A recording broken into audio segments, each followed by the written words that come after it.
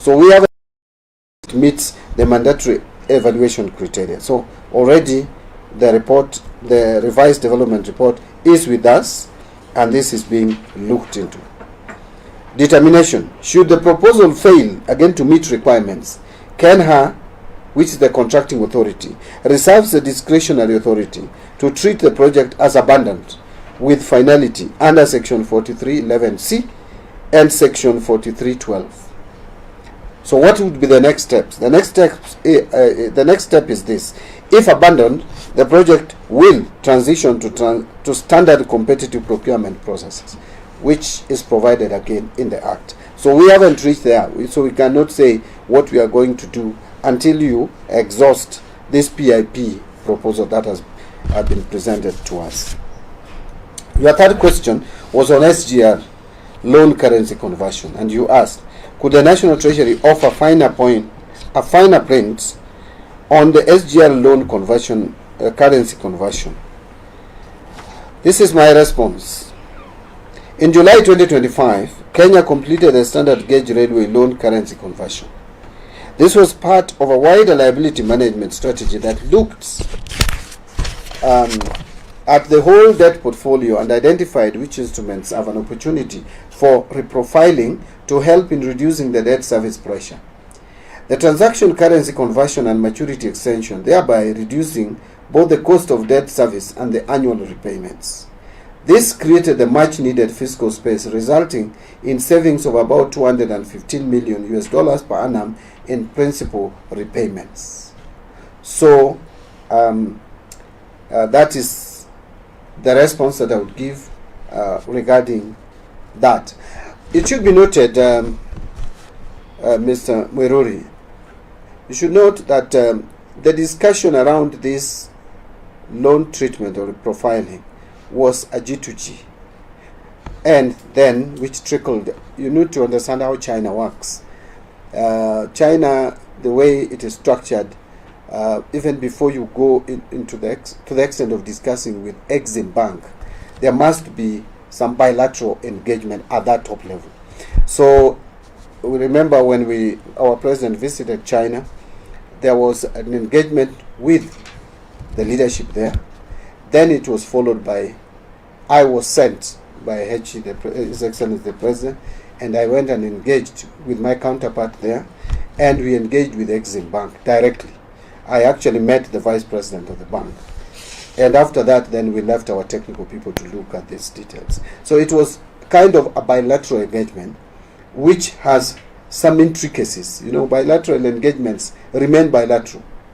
And so you may not be you may not have that total freedom to disclose everything. But there is nothing that is going to be hidden because it's a public debt. We will make sure that we make available the information. If you want, in terms of the terms, I have told you we are going to save about $215 million. The other thing that you need to know is that we converted now to RMB in terms of currency.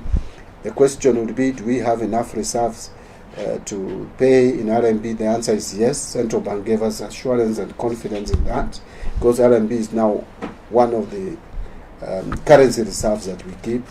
The other question is the length or the maturing. The terms for the debt was extended. So that is the bit that I can say. There is nothing really really secret about this. So I think, and I thank first the People's Republic of China and also Exim Bank, because this was a transactional loan. We engaged on the SGR loan. We are not talking about Chinese debts. This was a specific project loan. And one of the reasons why we went to have this kind of engagement was also looking at the value addition of this facility, because we want to extend it to the border to make it more valuable to the economy. Because if it remains where it is, it's not going to add much value to our economy. And this is something that has been agreed to, and that's why the discussions are ongoing to extend now the SGR to the border. Now, your last question was on Kenya Airways. recovery plan. And you asked me to offer an update on the search of a strategic investor at Kenya Airways. There has been word on 3 suitors. My response is as follows. The Kenya Kwanza Manifesto committed to develop a turnaround strategy for Kenya Airways.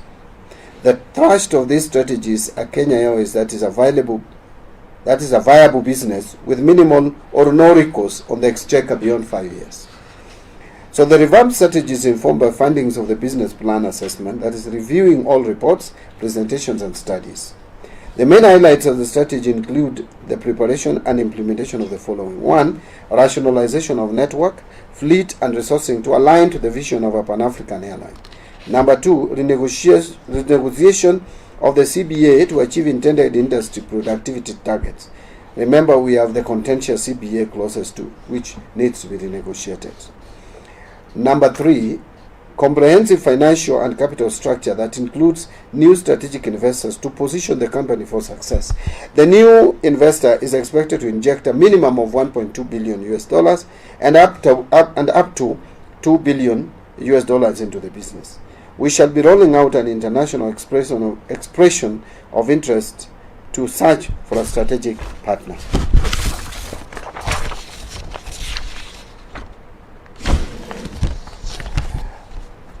Then number 4 is innovation of servo facility to GOK. This has been done. The GOK took up 63.1 billion Kenya shillings, which it is now servicing. So GOK then signed an on-lent agreement with Kenya Airways.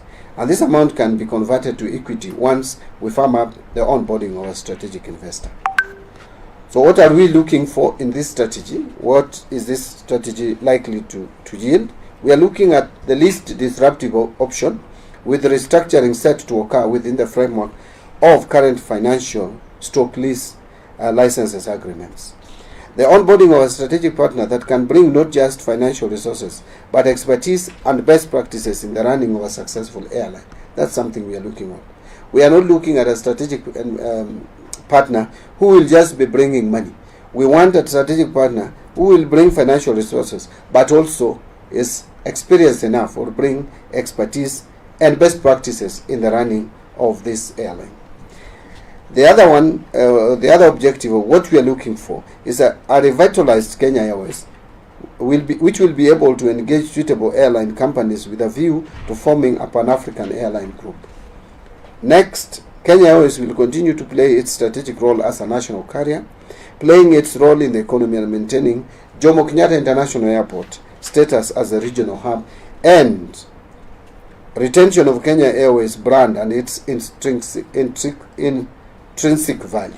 So that is what we are looking at in this arrangement.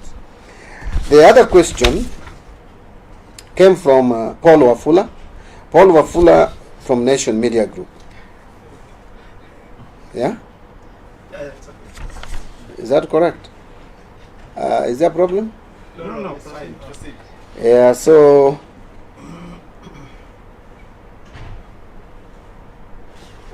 I'm trying to, okay, I think there was another question. No, I'm passing. The next question, sorry, is from Lynette Igadwa. Yeah, Lynette, usifikiri I am gender biased. It just skipped my eyes. Your question was the next, so I will not marginalize you. I will deal with it before I go to the Paul Wafula's question. So you had asked about clarification on the taxation of pensions and gratuities for public officers and teachers. So the question is as follows. During the last media session, Honorable Cabinet Secretary mentioned that a joint high-level meeting between the Kenya Revenue Authority and the National Treasury had been planned to develop a common binding position on the matter. What binding policy position was arrived at on interpretation and implementation of the pension and gratuity tax exemptions? This is my response. In response to recent media inquiries, specifically regarding the status of taxation on pension for retired civil servants and teachers, and following consultative meetings between the National Treasury, the Kenya Revenue Authority, and the Pensions Department, I wish to provide the following clarification to the public. A. The legislative context. Tax exemption status. The government, through the Tax Laws Amendment Bill of 2024, which were passed and assented to on 27th December 2024, introduced significant amendments to the Income Tax Act, Cap 470, to cushion retirees and improve their welfare. So that was the objective.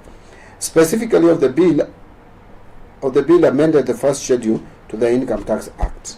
This amendment effectively exempts from tax payment of pension benefits, including gratuity paid out of a public pension scheme; 2, payments from registered pension funds and provident funds; and 3, payments from the National Social Security Fund. So all these payments out of these funds are now exempt from taxation. This exemption was gazetted and became effective on 27th December 2024. Consequently, all public officers, including teachers and civil servants, retiring on or after 27th December 2024 are fully exempt from income tax on their monthly pension and commuted lump sum gratuity. But we are to address some transitional challenges and pending claims. And I think that is where the problem is. So a challenge arose regarding the interpretation of the law concerning approximately 7,000 retirees whose claims were pending or who had retired prior to the effective date of 27th December 2024 but had not yet been paid.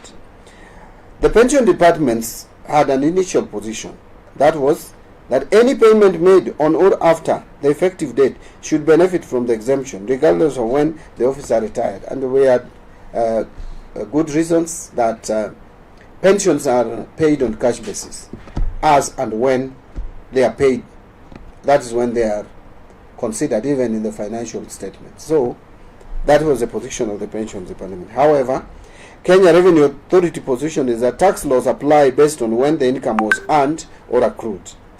The Kenya Revenue Authority insists that a delay in the disbursement of pension gratuity does not constitute grounds for tax exemption if the officer retired under a previous tax regime. Therefore, benefits for those who retired prior to 27th December 2024 are subject to the Income Tax Act provisions applicable at the time of their retirement. So what is the way forward? To ensure that retirees are not subjected to indefinite delays while this interpretation dispute is resolved, number one, we sought legal opinion. The Pensions Department has sought a definitive legal opinion from the Office of the Attorney General regarding the applicability of the exemption to these transaction cases. Number two, immediate disbursement. So as we wait for the legal opinion from AG to prevent further hardship to the 7,000 affected retirees, the department has resolved to process this payment subject to the prevailing tax regime that existed prior to the amendment. So we decided to disburse but still withheld the taxes. In the event there will be a consensus, then action will be taken. So there is potential for refund. That is the next. Should the Attorney General advise that these payments ought to have been exempt, as is the position of the Pension Department, a mechanism will be instituted to refund the deducted tax to the affected beneficiaries. So that is what we intend to do. But to ameliorate also, avoid further disenfranchisement or subjecting these 7,000 Kenyans to miseries, we've decided to pay them their pension and withhold the taxes. And once this is resolved, then we will act accordingly. Tax calculation for non-exempt cases, retirees prior to December 27, 2024. So for clarity, for those retirees who do not fall under the new exemption or retirees period to December 27, 2024, the taxation framework under the Finance Act provision remains as follows. The first 600,000 is usually, for the lump sum payment, is usually tax-free or tax-exempt. Amounts exceeding 600,000 therefore are taxed as follows. The first 400,000 is at 10%. The next 400,000 is at 15%. The next 400,000 is 20%. The next 400,000 is 25%. And any amount exceeding 2.2 million then attracts 30%. That is the tax rates that were applicable before December 27, 2024. But monthly pensions, payments of 25,000 and below are tax exempt. Amounts above 25,000 are subject to withholding tax. However, effective 27th December 2024, monthly pension, regardless of the amount, is tax exempt. So monthly pensions are tax exempt immediately after this law kicked in. However, there's a different treatment for persons with disabilities. Retirees with disabilities are exempt from tax on lump sums up to 2.4 million. The others is 600,000. But for persons with disability, up to 2.4 million. And this, again, I want to repeat, is only applying up to 27th December 2024. Any other pension after 27th of December 2024, it is clear there is no tax, as long as they are registered with the National Council for Persons with Disability. So what is our commitment to retirees? The National Treasury remains committed to the timely payment of pension benefits. The recent legislative changes reflect the government's intent to maximize the take-home benefits of our senior citizens.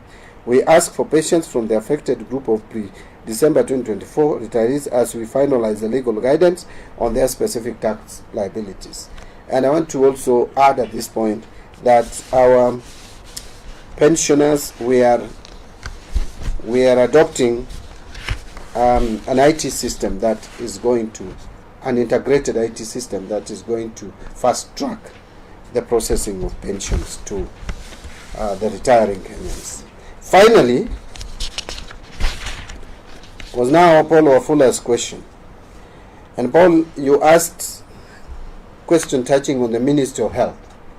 And you said that the Ministry of Health has been hard hit by donor exits following the Trump policies.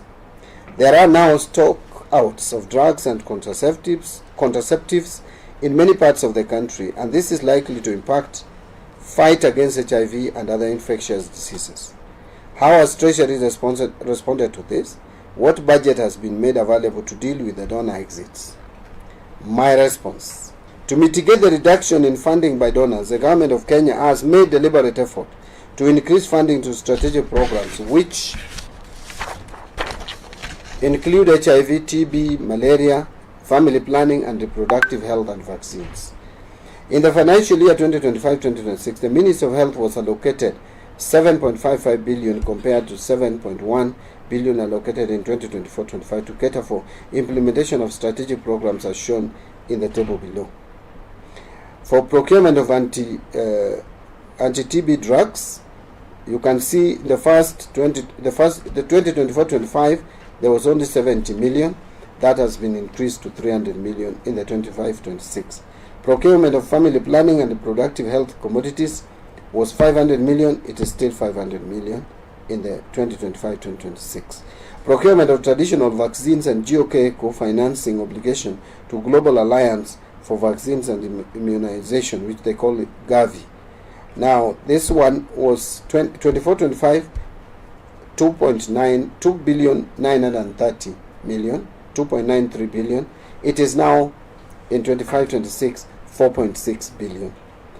HIV program had a reduction from 2.872 billion to 1.805 billion.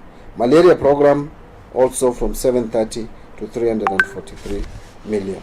So the total has moved by about 440 million shillings. So in addition, in order to ensure provision of healthcare services to all, the Ministry of Health has been allocated 25 billion under Primary Healthcare Fund and Emergency Chronic and Critical Illnesses Fund in 2025-26, compared to 21.1 billion allocated to the two funds in the financial year 2024-2025. In fact, we have added more money to the primary healthcare in this supplementary budget that will go to Parliament, right? So it is also worthwhile to note that the Social Health Authority is collecting approximately 84 billion annually under the Social Health Insurance Fund. So you'll see that we had provided about 13 billion. We are enhancing that for primary health care. We are enhancing that by another further 4 billion under the primary health care.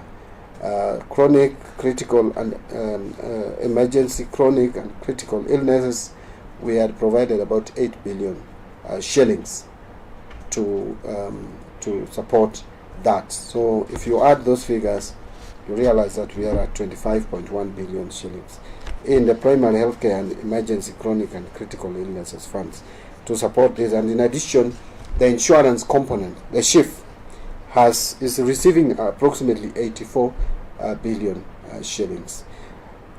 But I want also to add that besides that, we are even funding other special categories of public servants by supporting SHA to provide comprehensive medical care to teachers.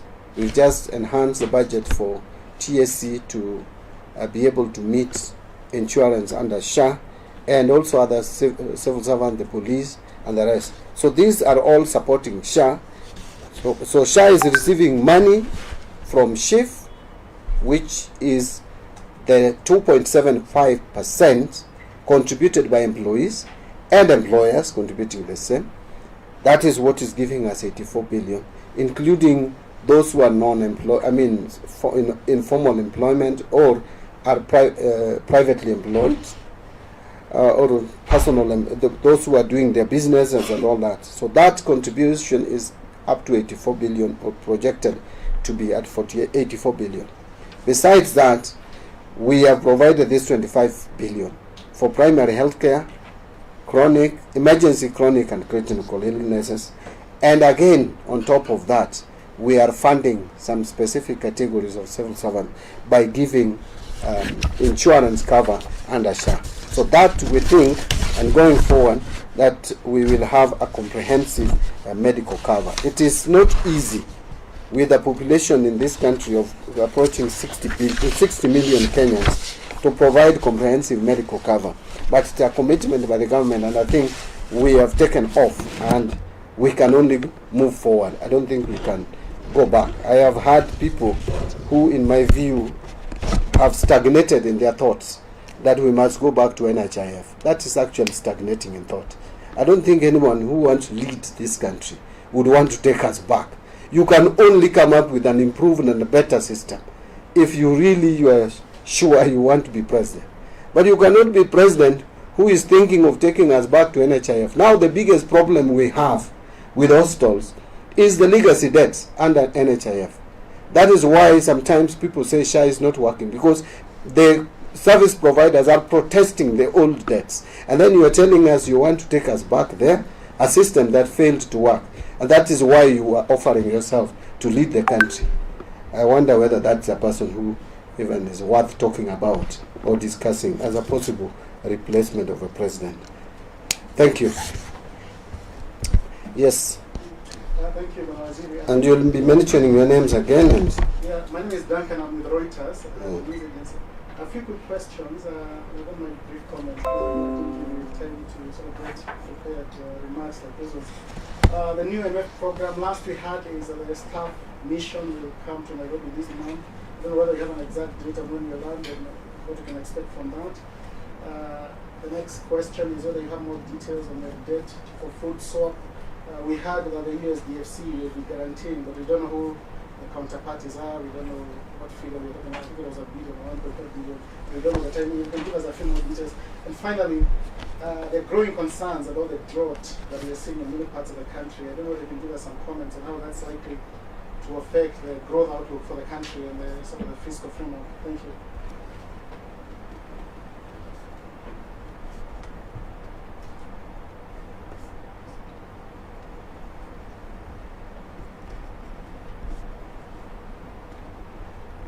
Maybe I take that, then I go to that. Or I take a couple, maybe three, yes? Okay. Maybe yesterday... name first. Oh, I'm Jackton from the Senate. Jack? Jackton Lawi. Jackton from Star, yes. Yesterday from a cabinet dispatch, we saw there was an increase of around 400 billion in the budget. So I don't know if what has made the increase, and secondly, is it maybe part of the planning to take over operations of Nairobi? And secondly, so far how much has been raised from the securitization of fuel levy? And how much has been paid to contractors?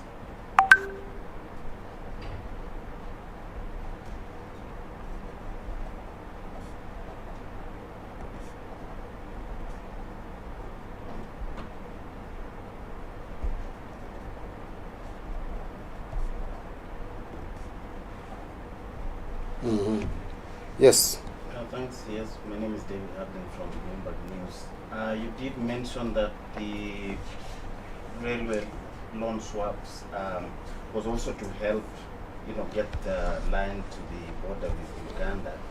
How much is the cost of extending the line from Naivasha to Kisumu to Malaba, and how much will China Exim be providing to help finance that?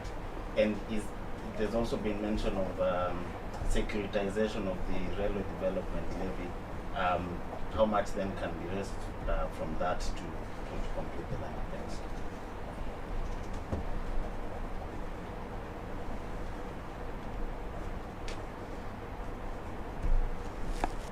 Is that on? So my response on the new IMF program, I think we are making progress with the new IMF program. One, we actually fulfill the condition, that is to write officially to IMF to request for another program. This was based on the mutual agreement that we had last year. And we have had initial engagements. IMF was here in town, I think in October, November, and we had they sent their staff here. The staff visit were around. I am aware that IMF is supposed to again come back before the end of this month, if I'm not wrong, and to engage us further. So we generally left it open that we would have a funded program. But we can have a funded program or unfunded program. It doesn't really matter so long as we have a program. Secondly, I think I need also to mention that we did not factor in IMF program in our 2025-26 financial year. And probably we are not even intending to factor in IMF program for 26-27. It should be understood that IMF is not automatic that a country must be funded through IMF. IMF actually is supposed to be assisting countries that are struggling, countries that are on their knees. In fact, there are questions being asked why we still want to continue operating under financing by IMF. It's like we are competing to countries or economies which are not equal to ours. IMF should be for struggling and small economies, not economy of the size of Kenya. But of course, it was right to go to IMF in 2021 because of the external shocks that we faced, especially out of the COVID-19, and then after that there was the drought, the 4-year drought. So there were those external shocks that necessitated that we get the funding from IMF.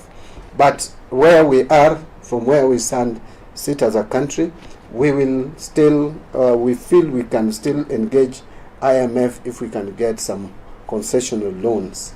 But it is not really a must that a country. In fact, I saw someone write today in one of the papers why G20, why we are owing IMF more than G20. G20 is not supposed even to take a coin from IMF. They are rich enough. In fact, once you reach a level of development as a country, you exit IMF funded programs. But we still need to engage with IMF because there are a lot of benefits that come from IMF, including a review of your performance of your economy, advice. They have advice that they can offer. IMF is our fund. We are shareholders. They are obligated to give us their technical input. And so we need to engage with IMF continuously as partners and as friends and as our fund. That is something that sometimes people don't talk about. They think IMF is some institution somewhere looking at us and assessing us like a bank would assess you. No, it is different. IMF, I'm a director. I'm a board member of IMF. And so this is a fund that is ours, that can give us advice, technical advice, and can engage with us and assess us if we want a review, like when we ask them for to do a governance diagnostic. That's what they are there for. So that is something that I would say largely around IMF. On debt for food swap, I know the process is ongoing. I don't want to talk about the details at this point because, when you are negotiating these debts and they are being considered by our PDMO office, I don't want to be talking a lot about them. Allow me to say something about the drought situation in the country. Yes, the drought situation in the country is elevating. It's getting a bit more serious. A few weeks ago, about a month ago, the assessment by the government ministries was that about 2.1 million Kenyans were exposed in ASAL regions, and more particularly, I think there were 9 counties that were flagged out. Now, the number of counties, I think, of the latest engagement we had have reached about 11. And the number of Kenyans who are now exposed is about 3.3. We have, as a government, put in place structures and support that should be given to people who are living in the affected areas. One of the supports that we have given, I will tell you, from July 16th, when we got the first request from the State Department for Special Program to support the drought situation, to now we have, I would say, including the money that the amount that has already been approved and disbursed, is 9 billion and 50 million. So 9 billion and 50 million. So it's not the 4 billion. That 4 billion is the latest. That's the current.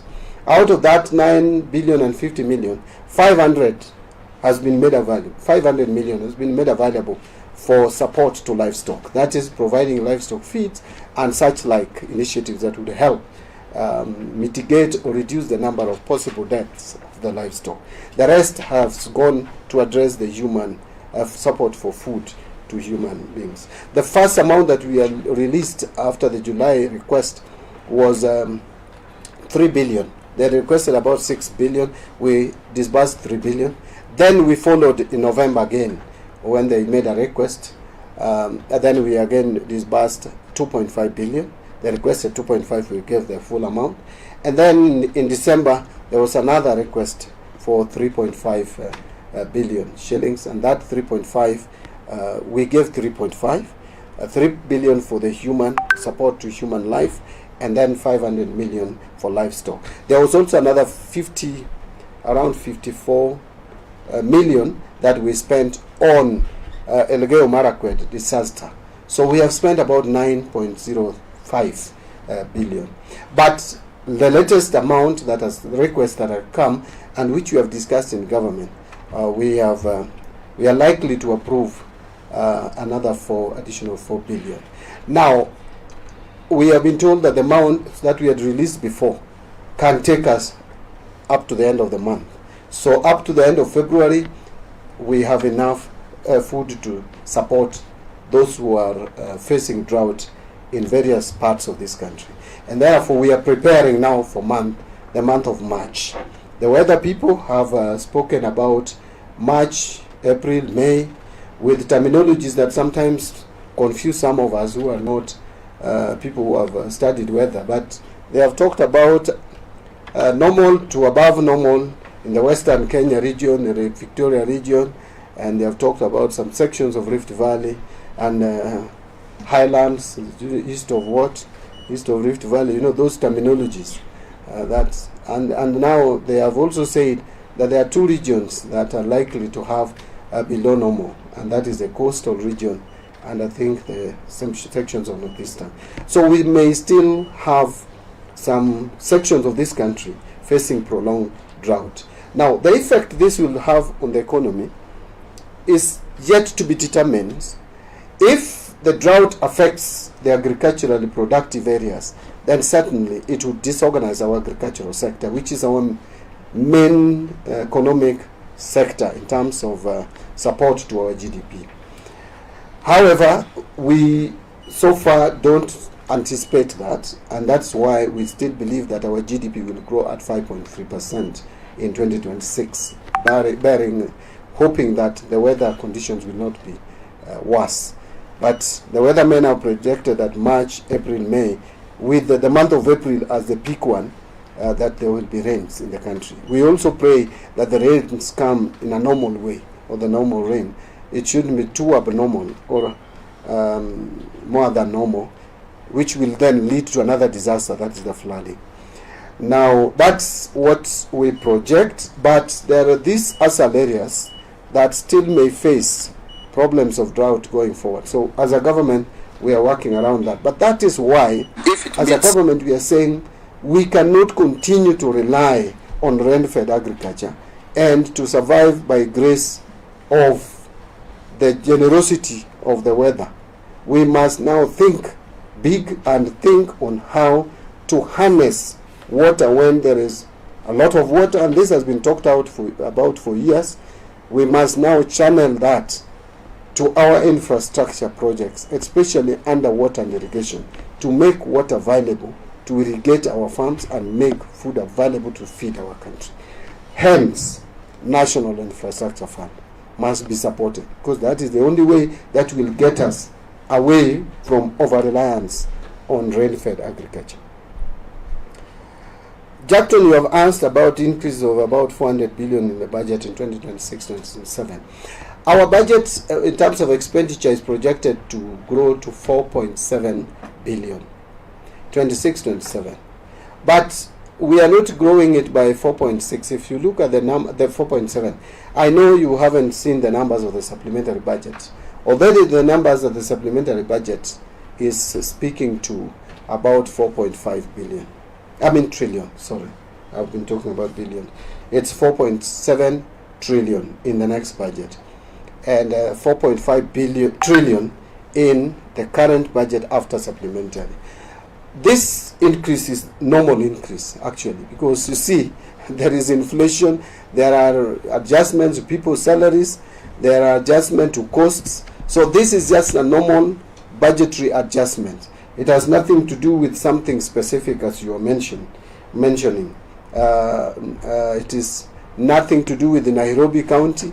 The Nairobi County, I think that will be discussed on how, if we are funding some of their services, then there may be a discussion as to whether we are retaining or getting support money that should be transferred to the county.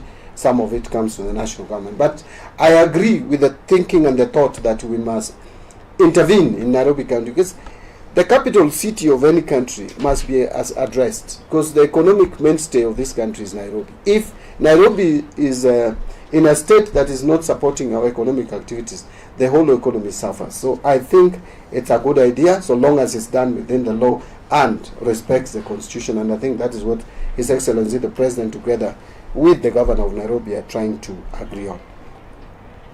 How much has been raised from the road maintenance levy fund, the securitization? You remember that we took a decision to securitize the 7 shillings, that was the additional road maintenance levy, and that was to raise 175 billion shillings. Out of that, from the latest that I got, is that we have received about 160 billion shillings, I think leaving only about 15 billion in terms of bridge financing, and the other processes are also concluding. The amount that has been spent, I may not have the exact amount, but I think almost all of it has now been spent, because up to last week Friday, we paid all the contractors, the road contractors in this country. All the certificates up to December 2025 have been paid. From 2005, the bills that had not been paid in 2005, all the road contractors in this country have been paid up to December 2025. So the only bills or certificates that probably have not been paid from the road contractors could be the certificates that have been raised in January and maybe February. So that is how well we are doing. And I know that there is initiative and efforts to even raise more funds by securitizing more, the 5 shillings that Parliament has already agreed that we should securitize. If we get all this, and with our normal budgetary support, which we are spending in the road sector, and bearing in mind that we have already assessed and we have determined that for the roads that are ongoing, you need about between 100 and 120 billion per year to do those roads. If you can securitize and raise another 125 billion with the normal budgetary support of 50 billion per year, you can successfully pay road contractors for not less than other financial years without any problem. And that will be like more or less, we will have done almost all the roads that we have that are ongoing in the country. And then with the infrastructure fund, the National Infrastructure Fund, taking out some of the road projects, water projects, energy projects from our budget, then we can make more money available to the budget every year to take care of the other roads which are not commercially viable. And we will not have pending accumulation of pending bills. Let me address the issues that have been raised by my friend from Blue Bank. A railway debt swap, how much? That I said that one of the reasons why we got into this was to make money available to extend the line to Malaba. And then you're asking how much is Exim Bank providing. My answer is short. We did not engage with China to finance or fund the railway from Naivasha to Kisumu or Malaba. Actually, what we are intending to do is to use, if possible, a railway development levy to raise funds. And we have an engagement with, again, Exim Bank on this, because there was a provision or a clause in the agreement that we had, kind of like tying the railway development levy to this loan. But it should also be noted that the government of Kenya has been paying this loan from our normal budgetary provisions. So we don't really need RDLF to pay for the loan owing to Exim Bank on this project. The line from Naivasha to Kisumu would cost approximately 3.3 billion US dollars. That's what the figure that I was given. And it is over 5 billion if we extend it to Malaba. This railway development levy, I think, would raise about 2 billion, and I think I'm accurate on that, about 2 billion US dollars. So, but again, the contractor who is supposed to do this road has also committed that they could put in some money. So about 500 million. So the line from Naivasha to Kisumu, if everything works perfectly well as we are intending, then we should have enough resources to do that line. From Kisumu to Malaba again, we are working on how to fundraise without putting or subjecting us to more debts, and at the same time but fulfill our obligation. Of course, remember, NIF is also coming up, and we will consider if part of the funding can come from National Infrastructure Fund. I think that's it. Yes. I have two quick questions. One is on the pay band revision. Pardon? One is on the pay band revision. Yes. Last week you indicated that the consideration is for tax free for the first 30,000. Then yesterday you were with the president somewhere, I couldn't follow you up. Yeah. You indicated that the next 20,000 then would come to around the rate of 25%. If you could clarify how many bands in total will sort of end up with at the end of that process, when your respective pay responses. Actually, the next 20,000 was not something that was communicated for the first time yesterday. The day I announced the 30,000, I also announced that those who are earning up to 50,000 will get a reprieve.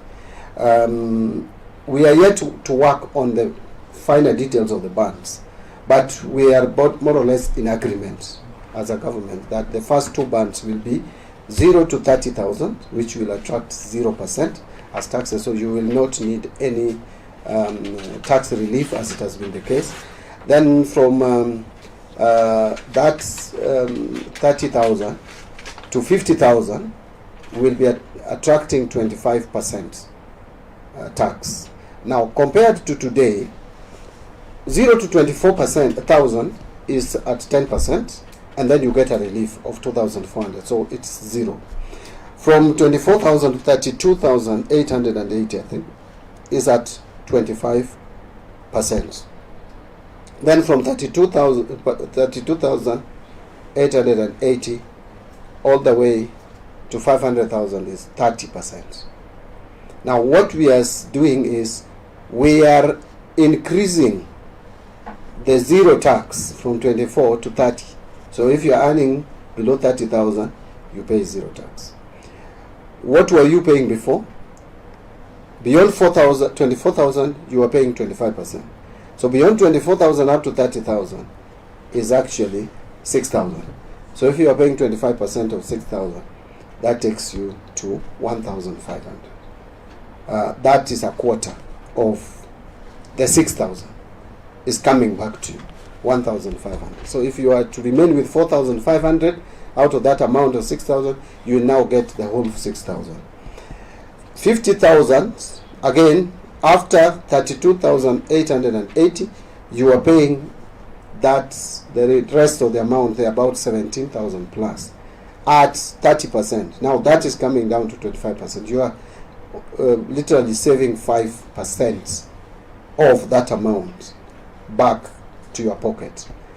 I was looking at it, and by the way, if you go and do this mathematics and calculation, anyone who is earning 50,000, and you can take me for my word, anyone who is earning 50,000 and below, now,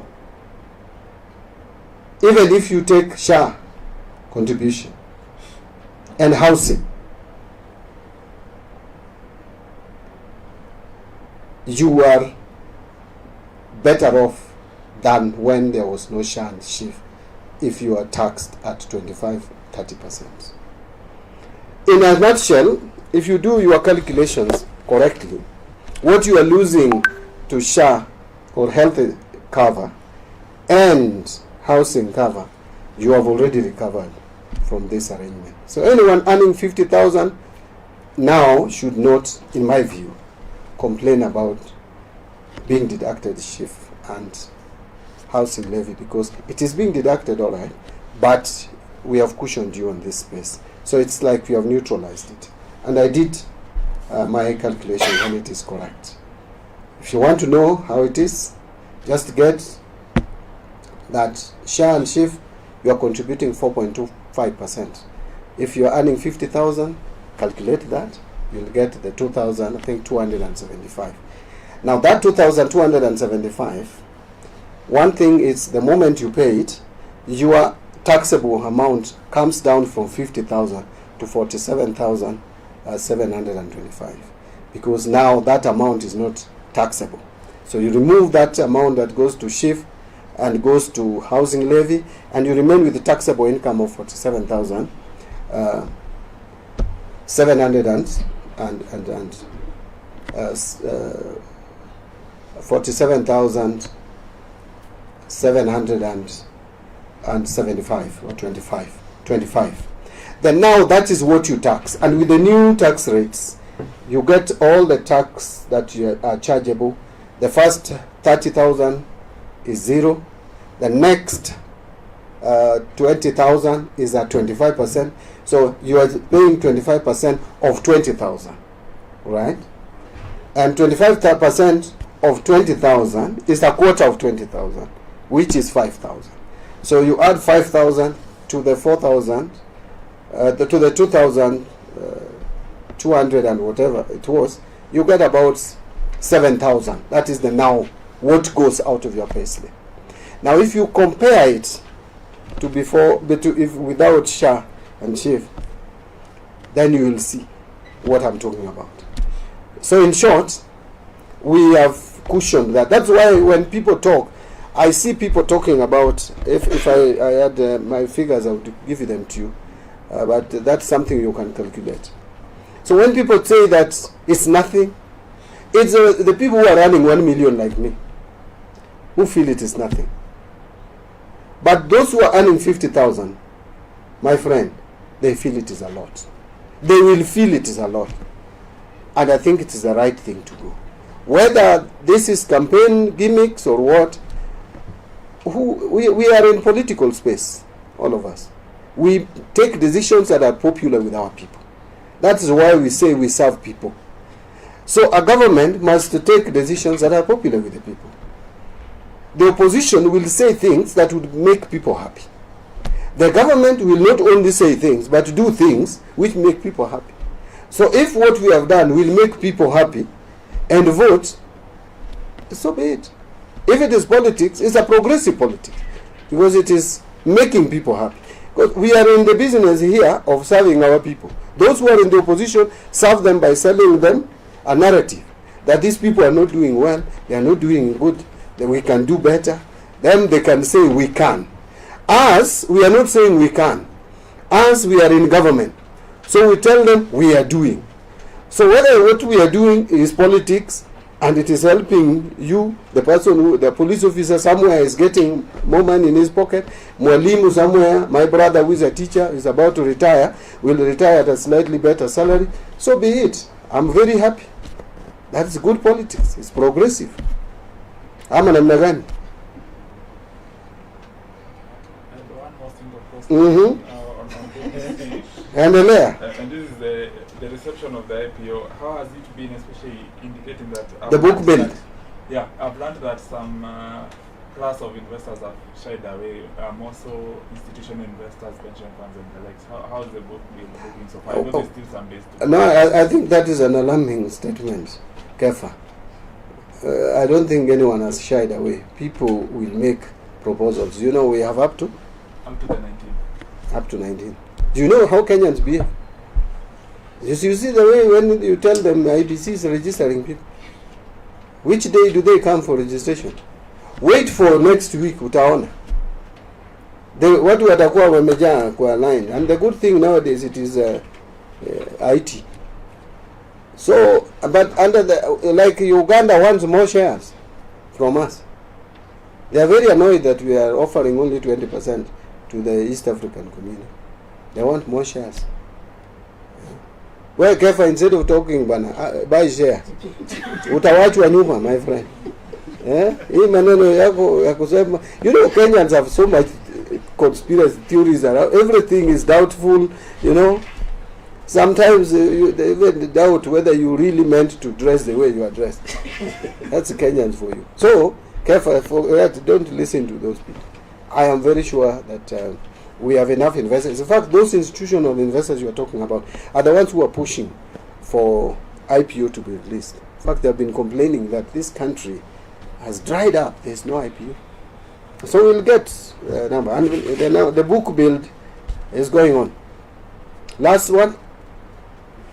Kwani mmemaliza zimeswa? Can you jog my memory for that IPO where the results come out on the 19th or the March the 6th? Pardon? The results of the IPO will it be announced after the 19th or March the 6th? No, it will take some days. We have to. We'll announce. Why are you you are asking first when they will be announced? Buy first, my friend. You know, buy first. The announcement tutafanya. Buy first. Who has not bought here? IPO. All of you look like you have not bought. Get to your phones and buy. Huh? Sini sawa? So, just CS, I know you answered my question because I sometimes look at matters health very seriously because a sick nation cannot develop however much you do. I know you shared the numbers that set of how, but I'm just concerned on the issue of, I know this is what was in the budget, but is there any other attempt to look at the Ministry of Health in terms of those specific gaps that the donors that were there have actually left? Yeah. When we actually have a plan to fill them, because there are some quite significant gaps, especially in far-flung areas in the country where some of them are really depending on donor support. You know, Paul, I wish you could also go and join yourself as an interested party in some of these cases. When the US government has offered to support us, then some of us here in Kenya go to challenge on the basis of data privacy. If I am sick, what privacy do I need with my data? And I'm dying. There is no privacy I need.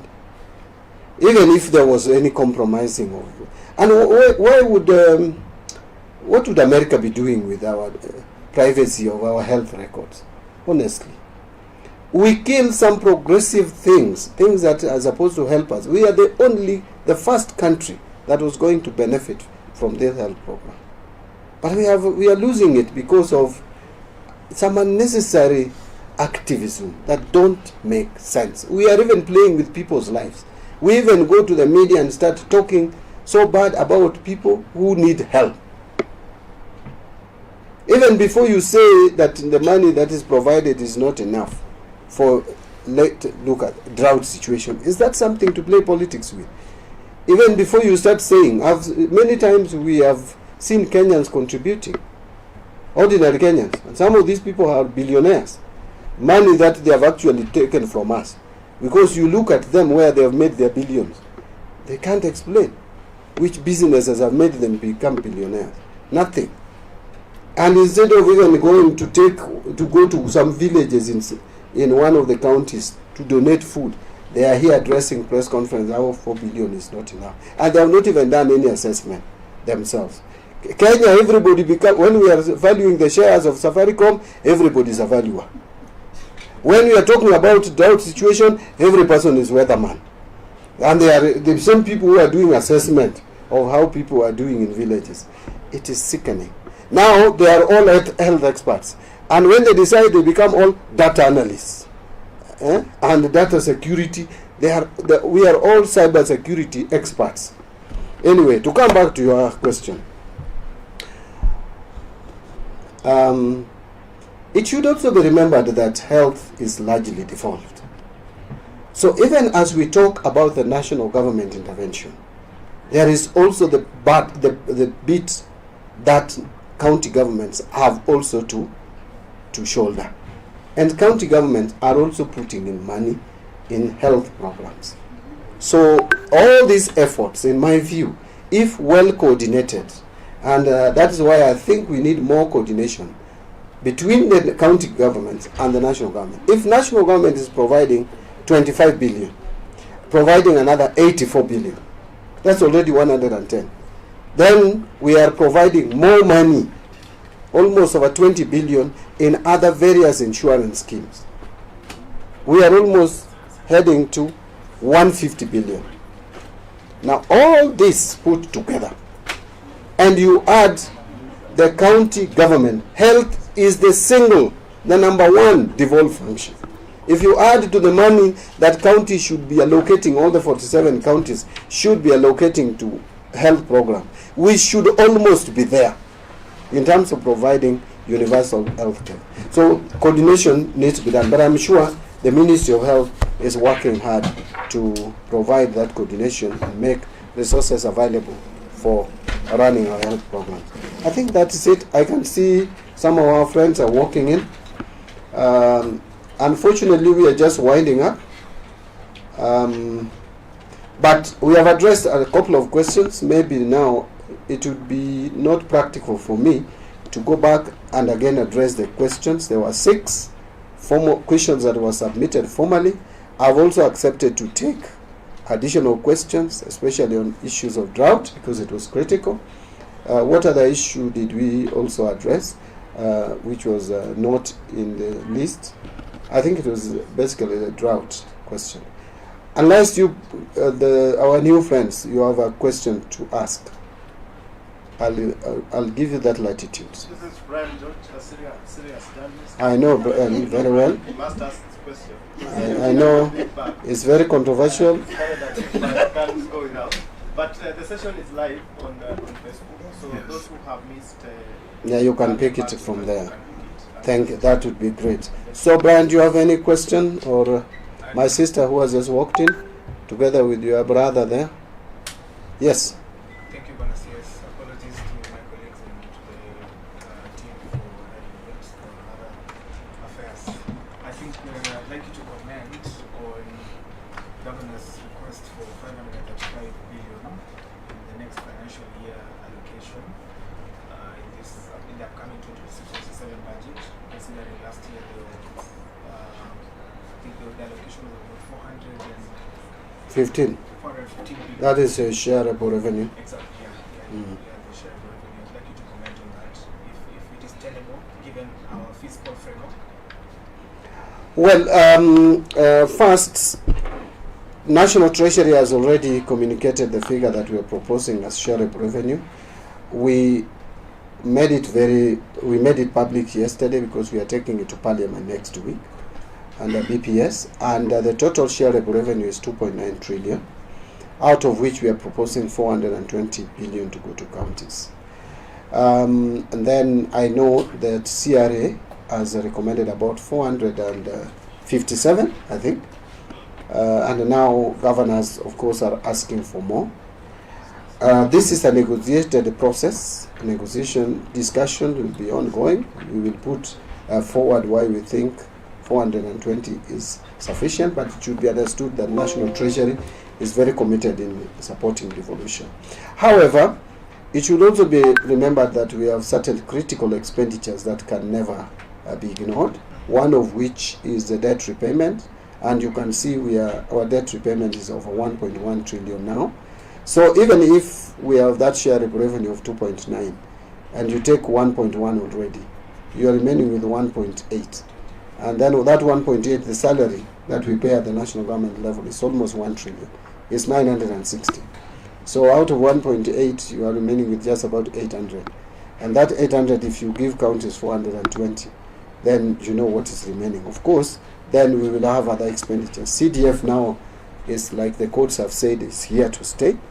And personally, I'm happy with that decision because I'm one of the proponents of National Government Constituency Development Fund. So all this taken collectively, you'll realize that we can just do as much. And to me, the 420 is realistic. It's something we can achieve. Remember last year we added the county allocation or shareable revenue from 387 to 415. So that was almost close to 30 billion more. Now, and we didn't have much struggle with, especially between the Senate and National Assembly. For the first time now, this last year, division of revenue bill was passed before 30th of June. That was a record because National Treasury, National Assembly, Senate, we converged quickly. We all agreed that we are working for the same people and we must look at this thing like it is collective. So we agreed very quickly. Now this year, again, I hope we will be able to have the meeting of minds very quickly to support the counties and also remain with enough resources to meet the critical activities at the national government level. Small follow-up on that. I understand that we're now ceding ground, we're now abandoning incremental budgeting, we're now going to zero-based. Does that mean that there will be no space for it even in supplementary budgeting later on in the financial year? Actually, we are trying to kill, if you notice, I am one person who believes we should kill supplementary budgets. So we are gradually moving there. You can see that previously we used to have supplementary budgets in December, November, December already. Up to now, we have not submitted a supplementary budget in the National Assembly. We will do later this month, maybe next week, but this is February. So you can see we have started. If we can start with the first step of reducing the number of supplementaries, because we have been having 3 every year. If we can start by reducing that to 2 maximum and 1 going next year, then we kill it. We make sure we budget properly and everything is factored in. My last comment on that is what puts us where we are certain, sometimes unforeseen expenditure, like the drought. Now the situation we have, you can't run away from it. You must make resources available. And from July last year, after the budget, we have spent 9 billion, and we are going to spend another 4 billion shortly. So with that, then you have to regularize it. You have to have supplementary. The other area is security problems and operations. Sometimes you get to know that now there is a security problem somewhere which you did not budget for. You need to respond. And by the way, some of the security issues are not known to the public.